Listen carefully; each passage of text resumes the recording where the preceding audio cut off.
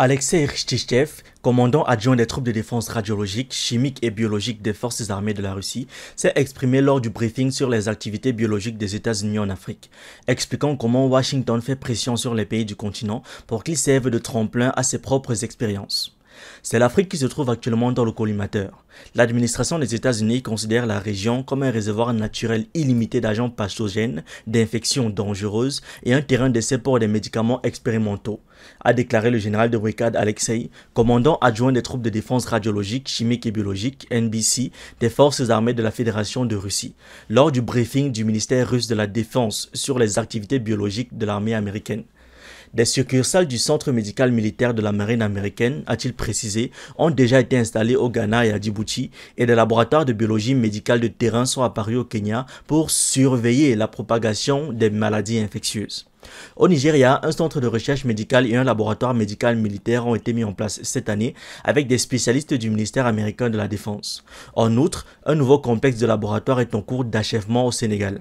D'après le général de brigade, ce projet fait appel aux mêmes sous-traitants du Pentagone que dans les pays de l'ex-Union soviétique, l'Arménie, la Géorgie, le Kazakhstan et l'Ukraine. Selon Alexei, les États-Unis déploient leur système de contrôle biologique en Afrique selon un scénario bien établi.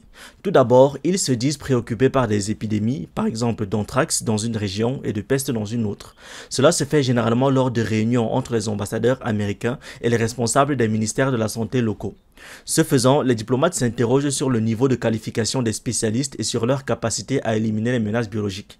Ensuite, les représentants américains affirment que le niveau de formation du personnel local n'est pas suffisant et doit être amélioré. Et ils proposent d'ouvrir un centre de diagnostic et de dépistage des maladies dans tel ou tel pays africain d'ici 1 an ou 2. Cette institution est censée étudier les agents pathogènes dangereux et leurs mutations, développer et tester de nouveaux vaccins, l'intégration de la structure médicale locale dont la structure américaine se met en place, un financement de 5 à 10 millions de dollars est subséquemment alloué et les entreprises contractantes privées, des géants de la pharmacologie, sont attirées. En conséquence, le système de santé de l'État africain adopte les normes américaines et perd sa souveraineté. C'est dans ce contexte que les organisations de recherche du Pentagone travaillent au Ghana et à Djibouti, selon le commandant adjoint des troupes de défense radiologique, chimique et biologique des forces armées de la Fédération de Russie.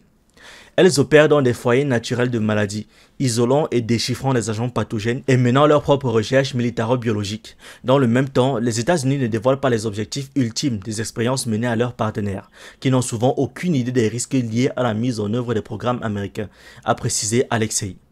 Le général de brigade a souligné que les États-Unis qualifient les objectifs de ces travaux d'assistance aux pays en développement et de surveillance des maladies, mais qu'en réalité, il s'agit d'un renforcement du potentiel militaro-biologique de Washington.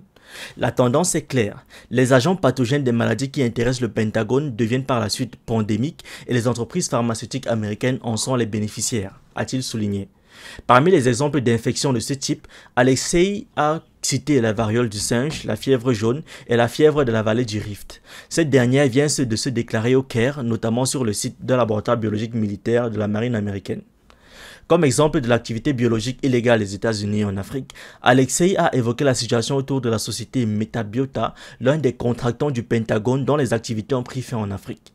Selon le rapport du groupe international d'experts qui a participé à la lutte contre l'épidémie d'Ebola de 2014 en Sierra Leone, le personnel de l'entreprise a dissimulé les faits d'implication des employés du Pentagone dans le travail. Il a souligné que le principal objectif de cette activité était d'isoler et ensuite de faire passer clandestinement des souches virulentes. Des échantillons du virus Ebola ont ainsi été illégalement exportés par des représentants de la société et transférés à l'Institut de recherche de l'armée américaine sur les maladies infectieuses. Le ministère russe de la Défense a identifié plus de 30 personnes impliquées dans l'activité de laboratoires de biologie médicale américains en Afrique, dont des fonctionnaires, des intermédiaires, des entreprises privées. Merci d'avoir regardé cette vidéo. N'oubliez pas de liker, de partager et de donner votre avis en commentaire. Vous pouvez aussi nous suivre sur nos différentes plateformes Facebook, YouTube, TikTok et surtout sur le réseau social africain Diba World, disponible sur Android et iOS. Pour ceux qui le souhaitent, vous pouvez aussi rejoindre notre communauté WhatsApp. Tous les liens utiles sont dans la description.